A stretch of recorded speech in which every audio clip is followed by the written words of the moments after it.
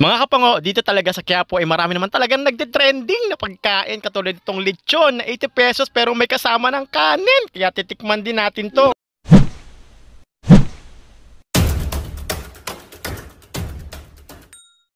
Dito ko sa Quiapo guys, marami na kayong pwedeng pagkutripan, pwedeng kainan. Katulad dito guys, halagang 75 pesos. Sobrang sarap nito. Ayan, dito lang to sa may sa may Quiapo. Sa may harapan lang to ni Neneng B, sa may ilalim ng Carriedo Station ng LRT. Isa rito sa mga dinadayo rito. Maliban kay Neneng B, meron din ditong lechon, tsaka meron din ditong maricorn. So mamaya pupuntahan natin yun mga yun, titikman natin.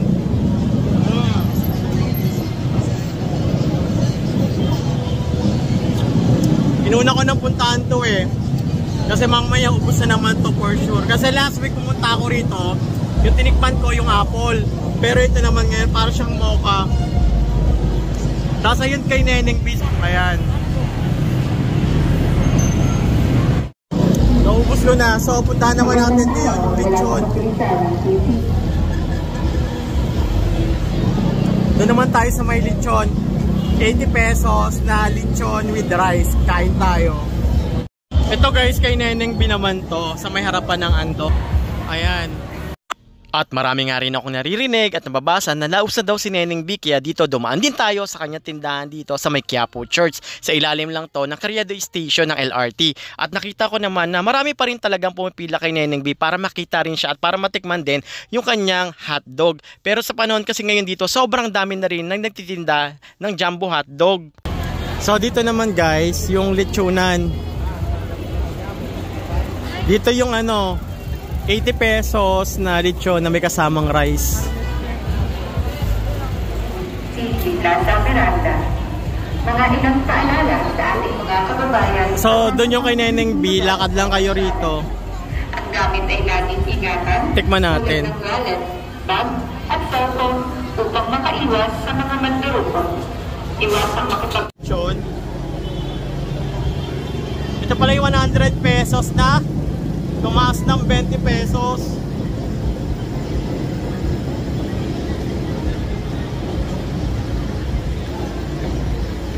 Huwag muna sa kapila dyan. Sa mga kapila hindi natin kilala. Makikita mo tayo. So guys, ito na yan yung 100 pesos dito. Dati 80 pesos lang siya, ngayon 100 na lechon. Pero may kasama siyang dalawang Shanghai. Last week nga lang din ay napadaan ako rito para tikman yung kanilang lechon na may rice. So ang binayaran ko lang dati ay 80 pesos. Pero ngayon pagkabalik ko ay 100 pesos na kasi nga meron na daw tong nadagdag na dalawang lumpiang baboy. At alam nyo ba, napansin ko rin sa kanila na kapag bibili kayo, talag naman tinitimbang nila para pantay-pantay yung pagkakabigay ng ulam sa kanila na lechon. At saka nga pala, nagtitinda rin pala sila ng per kilong lechon. Uy, makakabili na kayo ng per kilo sa kanila. Kung hindi ako nagkakamali, kasi narinig ko may nag-inquire sa kanila sa 1 kilo ng lechon baboy, 2,000. So sa tingin nyo, worth it ba yung price na 1 kilong lechon para sa 2,000? 100 pesos na yun.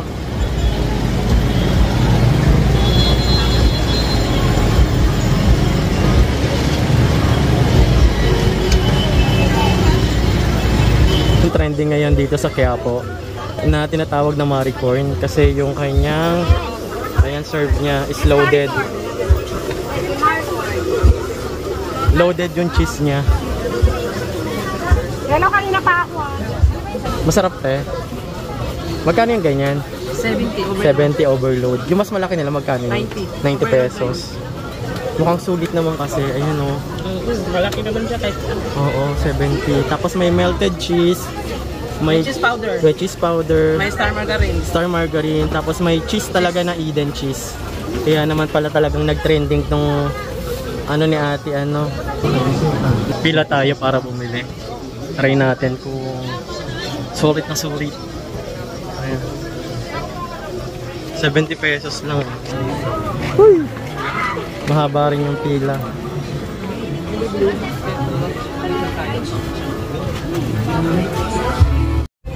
So meron silang 70 pesos na overload na small, pag regular 50 pesos. Meron din silang overload na ano, tig 90 pesos, big cup. So ayan yung presyo nila. Cheesy. So ito yung nagte-trending ngayon dito sa may Quiapo. Titikman natin. So dito pa lang guys, magtatanong na si Kuya kung ano yung bibilihin nyo, kung mag-overload ba kayo or hindi. Tapos i-prepare na lang yan doon para mabilis lang yung kanilang proseso. Tapos doon na ilalagay yung ano, cheese, kung ano yung cheese na gusto ninyo. Overload. Isa lang po. Try lang natin. Ganyan kadami yung corn nila nilalagay. Una nilang nilalagay yung ano, star margarine. Tapos merong powdered cheese. Tapos sugar naman yan, te. Sugar. Tapos ito naman yung melted cheese na color white. Tapos ito naman yung cheese na ano, grated cheese. Te, ilang buwan na kayo bebenta? 1 month pa lang, no? Pero patok na patok, parang sineneng beer rin siya. Vlog po kasi. Okay. Ano pangalan mo, te? Maricorn po. Siya pala si Maricorn. Ayan. Kakainin mo na sir. Opo. Salamat. Thank you po. Si Maricorn Cheese nandito lang pala sir sa may ano, China Bank. Ayan. So malapit lang siya. Tabi lang siya ng China Bank. Dito sa Quiapo. Kahilera lang niya yung ano, harapan ng simbahan ng Quiapo. Ayan yung simbahan ng Quiapo. Forward lang kayo rito. Ayan na yan, Maricorn Cheese. Ito yung kanilang ano, overload cheese. Kung nakikita nyo guys, sobrang dami ng mais niya. At iba't ibang klaseng cheese yung nilagay na rito. At meron pang margarine. So ngayon nga guys, titikman natin to sa halagang 70 pesos. Ayan, ganito siya kadami. Sa cheese pa lang guys, panalo na kayo. So guys, kung kayo yung tipo ng tao na talaga namang love at favorite nyo ang corn with cheese, talaga namang ito guys is talagang nababagay sa inyo na talagang magugustuhan nyo. Kasi guys, meron sila iba't ibang sizes. May small, may overload na small, may large, and may overload na large. So yung small nila, 50 pesos, 70 pesos yung overload, at 90 pesos naman yung overload na large. So talaga naman patok na patok din talaga to at pinipilahan dito ngayon sa Quiapo. Kaya naman guys, kung magsisimba kayo rito sa simbahan ng Quiapo, wag nyo naman paligpasin na matikman tong Maricorn Cheese dito sa Quiapo. So malapit lang din to sa simbahan ng Quiapo. Ipagtanong nyo lang to guys, talaga namang ituturo nila kasi sikat na sikat to ngayon dito sa may Quiapo Church. Sobrang cheesy talaga. Sarap. Magkano po si te? 15. Ito malaki. Ito 25, 20. Saan yung 15 mo? Kuha tayo ng ano. My favorite pusit. Ano to yan? 15 lang isa. Maganda kasi yung sibuyas niya, maputi pa. Ayan o. Yung iba kasi kulay brown na yung sibuyas. Ay, bago yan. Ito bago kasi yung sibuyas niya.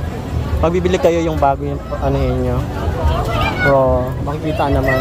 Daming tao ngayon.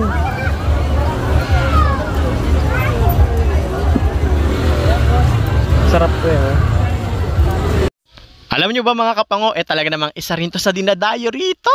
Itong pusit na sinugba, na dry pusit na nakatuhog, talaga namang napakasarap. Perfect combination, isasawsaw mo sa masarap at crunchy na mga sibuyas. Kaya kung bibili kayo nito, make sure na yung sibuyas maganda, malutong, maputi, para naman fresh at masarap ngat-ngatin. Ito talaga yung paborito ko rito, na talagang pag magsisimba ko rito sa Quiapo ay hindi pwedeng hindi ko titikman.